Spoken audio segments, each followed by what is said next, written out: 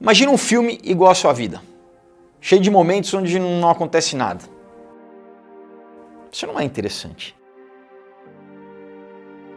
Nós queremos a realidade destilada, onde algo fora do comum acontece.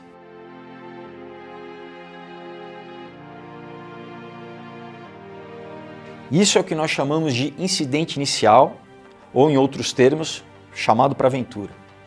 Esse incidente não pode ser o conflito principal, mas em uma boa história, de alguma forma, o conceito ele já vai estar presente desde o começo, como se fosse uma sementinha do que vai acontecer nas páginas mais para frente, né? Quando a gente chegar ao clímax. Essa semente ela já tem que estar plantada no início, deixando a porta aberta para que o público consiga entrar na história.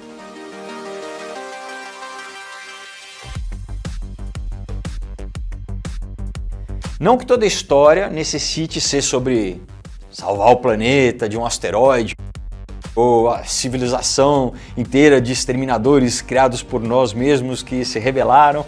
Pode ser uma história mais simples, né? Sobre consequências internas após se ter cometido um crime, por exemplo, como o livro Crime e Castigo de Dostoiévski. Em histórias cotidianas, o herói obtém um triunfo microcósmico, doméstico. Em um épico, o super-herói obtém um triunfo macrocósmico ou universal. O primeiro traz lições para si mesmo ou para os que estão mais próximos, e o segundo traz lições para toda a sociedade e para o mundo. Então vamos entender um pouquinho mais sobre o personagem. Qual é a motivação dele? Essa é a pergunta crucial que você, como autor, tem que saber, mesmo que o seu personagem não saiba. Tem que ser relevante o suficiente para que ele embarque numa jornada. E nós queremos um personagem ativo, que avance a história. E ele tem que fazer alguma coisa.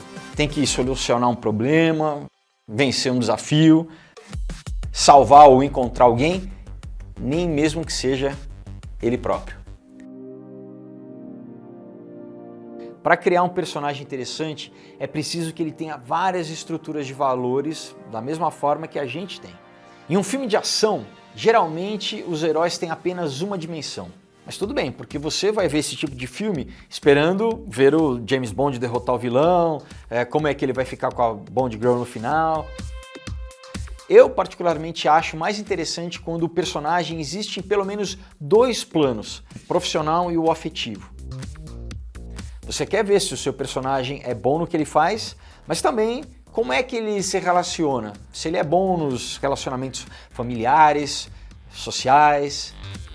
Ele pode até ser um solitário, mas daí é melhor que ele tenha um bom motivo para ser assim, porque o público vai querer saber o porquê dele ser assim. Em um drama, onde geralmente os personagens são mais próximos da realidade do que num filme de ação, é bom que eles tenham um plano B, caso eles não consigam realizar o plano A. Talvez o plano B vai servir como lição para ele melhorar e atingir o plano A, ou o plano B vai se mostrar melhor que o plano A. Por exemplo, sua personagem descobriu que o marido a traía e que, além disso, ele fugiu com todo o dinheiro. Agora ela está sozinha e na rua. Em um movimento, toda a realidade que ela habitava desapareceu.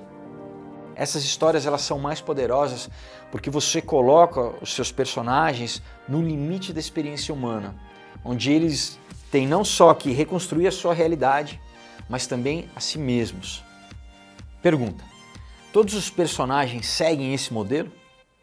Não necessariamente. Eles podem não ter uma hierarquia de valores, então eles não procuram ações que os conduzam a outros níveis de significado. São baseados apenas em gratificação momentânea. Essa busca por satisfação imediata pode ocorrer se o personagem acreditar que ela é a única coisa que ele pode conseguir, ou por ignorância, ou por evitar a responsabilidade, não querendo lidar com a complexidade da estrutura. Muitas vezes o vilão é o personagem que quer driblar essa complexidade e manipular a estrutura, sem trilhar o caminho mais longo, porém necessário. Muitas vezes o herói, apesar de ser até humilde e desconhecido, ele traz uma profecia com ele, como o Neo do filme Matrix, ou o Anakin Skywalker em Guerra nas Estrelas, ou o Harry Potter. Geralmente essa profecia é cumprida quando o herói chega na sua hora mais temida, o que nos Estados Unidos eles chamam de Dark Night of the Soul, né? Na noite escura da alma. É no seu maior desafio, onde ele tem que abrir mão de tudo e muitas vezes sacrificar a própria vida. Esse é o eixo do mundo, é onde ele sai do tempo e do espaço e morre para ressuscitar vitorioso, tendo encontrado qualquer tipo de iluminação. Como o Tony Stark, né, no filme Os Vingadores, ou o Neo em Matrix. Não vamos esquecer que os obstáculos geralmente não são apenas obstáculos, mas são lições, ensinamentos e ritos de passagem que vão forjar o caráter do nosso herói. Muitas vezes ele começa a aventura como um garoto, num estado de ignorância sobre as suas capacidades, e são exatamente os obstáculos que vão fazer dele um herói. Você lembra do Luke Skywalker? Como ele era um mero fazendeiro no começo de Guerra nas Estrelas, até se transformar no salvador da galáxia no final do filme? Muitas vezes ele recusa essa responsabilidade, como Han Solo, quando ele é convocado para lutar e derrotar o Império ao lado da Princesa Leia. O nome disso é recusa ao chamado do herói. O personagem não se vê como herói, ele se vê como anti-herói. Ele tem uma visão distorcida de si mesmo, talvez marcado por algum trauma do passado, mas de qualquer forma o seu inconsciente acaba levando ele para dentro da história e ele percebe que é herói mesmo que não queira através das suas ações. E é muito gratificante como plateia ver um personagem passar por esse processo, porque muitas vezes também nós temos uma visão limitada ou até mesmo distorcida de nós mesmos. E quando vemos um personagem encontrando o herói dentro de si, temos a esperança de que o mesmo possa acontecer com a gente.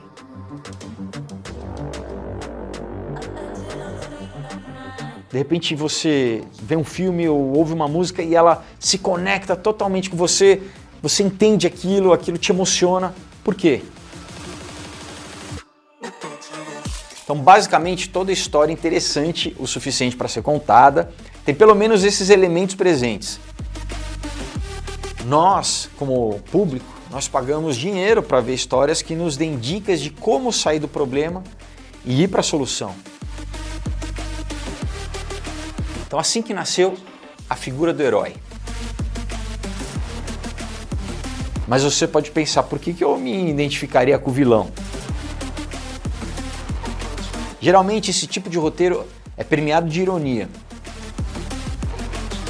E qual é a importância disso tudo para se contar uma história?